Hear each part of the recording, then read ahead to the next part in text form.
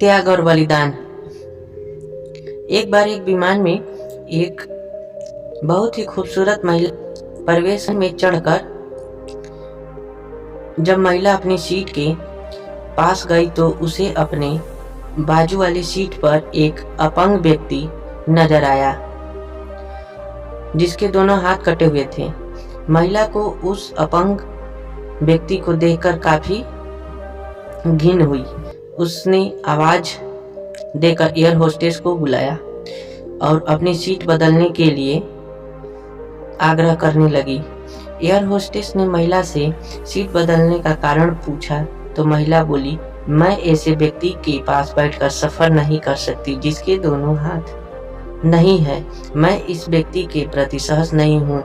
मैं इस व्यक्ति के पास बैठकर यात्रा नहीं कर सकती, इसीलिए प्लीज आप मुझे कोई और सीट दे दीजिए। दिखने में शांत और पढ़ी लिखी महिला ने इस तरह के व्यवहार को एयर होस्टेस अचंभित हुई।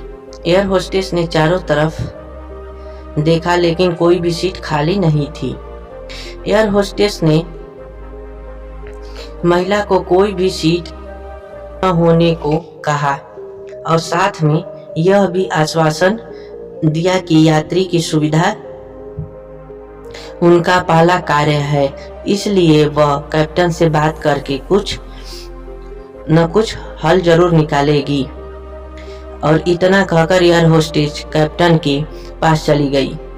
कुछ देर बाद एयर होस्टेस वापस आई और महिला से बोली, मैडम आपको हुई असुविधा के लिए मैं आपसे माफ़ी चाहती हूँ, लेकिन फिलहाल इस पूरे विमान में एक ही सीट खाली है जो बिजनेस क्लास है। जैसा कि मैंने आपको बताया कि हमारी कंपनी का प्रथम उद्देश्य यात्री की सुविधा का ख्याल रखना है, इसीलिए हम हमारी कंपनी के इतिहास में पहली बार किसी इकोनॉमी क्लास के यात्री को बिजनेस क्लास में बिठाने जा रहे हैं। एयर होस्टेस की बात सुनकर महिला बहुत ही खुश हुई और धन्यवाद कहते हुए अपनी सीट से उठने लगी। तभी एयर होस्टेस ने उस अपंग व्यक्ति की ओर अपने दोनों हाथ बढ़ाते हुए कहा, सर आपको हो रही असुविधा के लिए मैं आपसे माफ़ी चाहती हूँ, लेकिन हम आपको इकोनॉमी क्लास में बिजनेस क्लास की सीट दे रहे हैं।